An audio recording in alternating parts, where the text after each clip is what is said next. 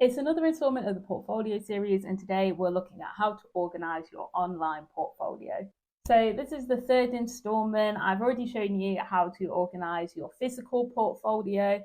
I've told you how to make a feedback summary for your portfolio, and now I'm going to teach you how to organize your online portfolio. Like I said in my first video, I think it's really important to have a physical portfolio. One, because it's nice to look at, so it's kind of an album of your professional career, and two, because if the cloud goes down or anything like that, it's a great way to have things backed up. The most important things, at least, because you won't be able to put everything in your physical portfolio.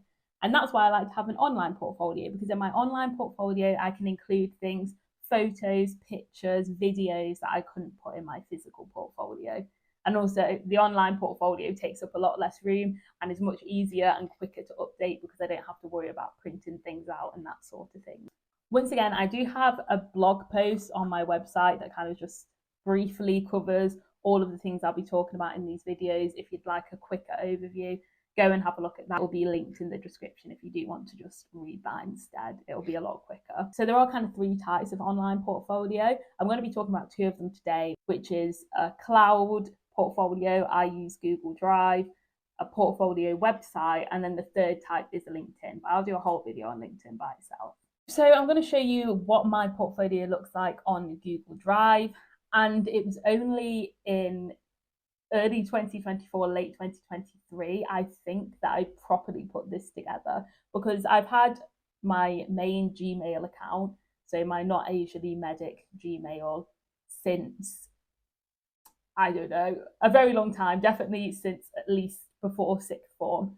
So that would be nearly 7 years. And to be honest, I think I've actually had it longer than that. So it was just a mess. I still use that email for everything, but the actual Google Drive, there was just so many files on there, and it would just have taken me forever to go through them all and try to pass through them to see what was useful or not. So I just decided I'm going to start fresh with a new Google Drive. Now, the reason that I suggest Google Drive is because it's a bit cheaper than OneDrive. I just prefer Google Drive to OneDrive, really. I think it looks a bit more aesthetically pleasing. I know how to use it. I do pay for extra Google Drive storage on this account, just because there's so many things on this Google Drive that I've reached the storage limit of the free account. And another thing I will say at the top of this video, please do not use your university OneDrive account to store all of your portfolio and all of your important documents. Don't do it, please. If this is the only thing that you take away from this video, let it be to move all of your stuff off your uni OneDrive, because it will be deleted when you graduate. So many people forget about that, and then you keep putting it off. You're working, you've got other things to worry about than moving all your documents off of your OneDrive, and then everything gets deleted and it's gone forever. Before you graduate, move everything onto a Google Drive or other type of storage, cloud, Dropbox, anything like that. Email anyone that you need to with your new email, because that will get deleted too. Pull any important emails that you want, your things like your dissertation, just anything that you think is important, and put it on your Google Drive. So starting from last year, any important documents I would export as a PDF and just put them straight on my Google Drive, as well as having them uploaded onto my OneDrive. I keep this Google Drive really nice and organized. I don't want it becoming overwhelming like my other one did, so I make sure to only keep key things on there. So you can have a look at the folders that I have on my Google Drive. You can see that I have different folders for my societies, for my employment, for anatomy, all the different things I do. They're in nice little neat folders. If I go into my conference folder, for example, I've got the certificates that I've got from conferences, so that's for presentations, and then the awards that I've got, feedback forms that I've done from conferences. So have a look at my video on how to do a feedback summary if you want to see what those look like. Some of my conferences were online video ones, so I put the videos that I uploaded to them in there too. Then if I move on to employment, so for tutoring, I have the videos that I've made as a tutor rep, the blogs that I've wrote as a tutor rep, all of that sort of stuff. I also have my full dissertation and all the presentations involved with that.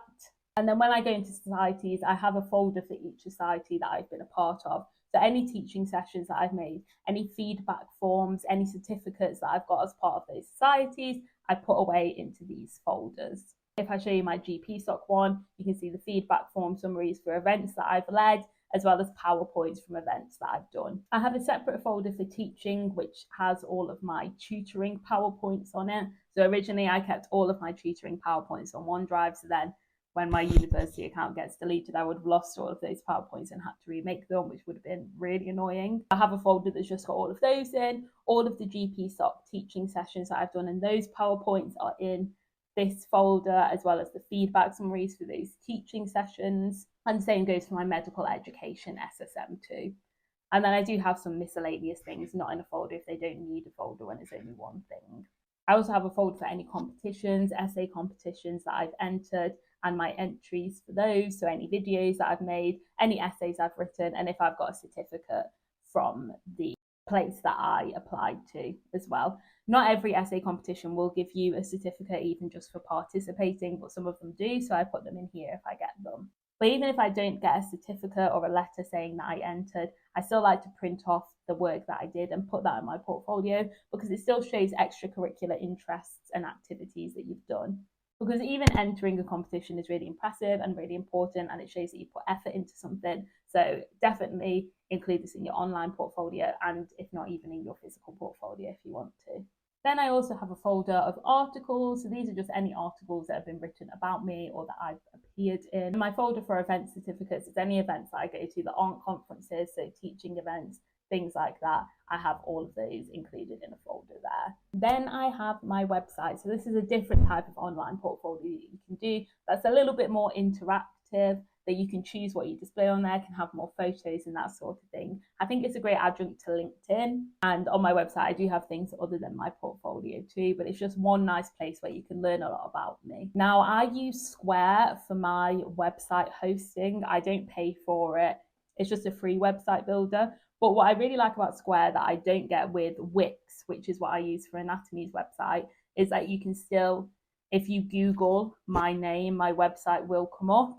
Whereas with Anatomy, even if you Google Anatomy, the website won't come up because it doesn't come up in Google's SEO. Square was really easy to use, as is Wix, but yeah, I've just chosen this for my own portfolio hosting, and it's really good for the revision projects that I have on my website too. So on my website, this is one of the first things people might see about me. So I like to have some photos of things that I'm proud of and types of things that I've done on my front page so that you can see them all. I also have the products that you can get on my website and things like that, as well as a brief overview of me and who I am. Then if we go specifically into the portfolio section, this is where I show all my conference presentations. Once again, this is a bit nicer way of displaying it, because on LinkedIn, sometimes you have to fish through posts to see what you've done, whereas here it's all laid out for you.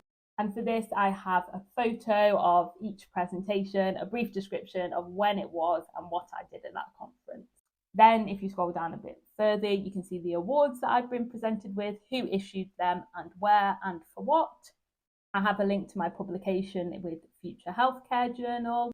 And then I have my societies and extracurricular activities. So I found the logos for my societies on Google, or just asked people on the committee if they have them, uploaded them onto my website with my role and all the things that I've done as part of that role. Because once again, these are the types of things that sometimes it's just a bit too hefty to put into your physical portfolio, into your LinkedIn or onto your CV. And also it's great to jog my memory about the things I've done. So whenever I do something new for my society, I always just update my website and write it in there.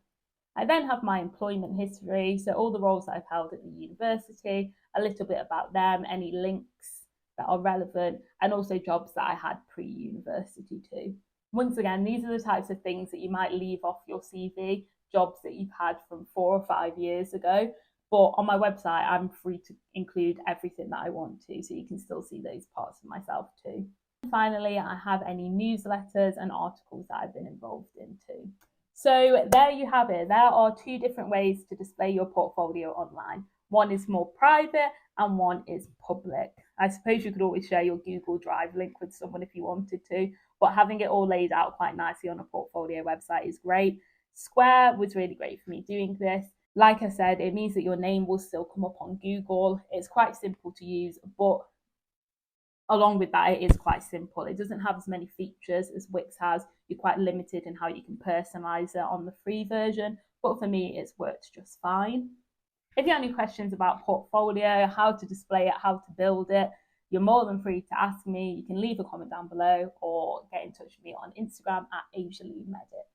I hope this video has been useful for you. I hope it's opened your eyes on how to organise your portfolio.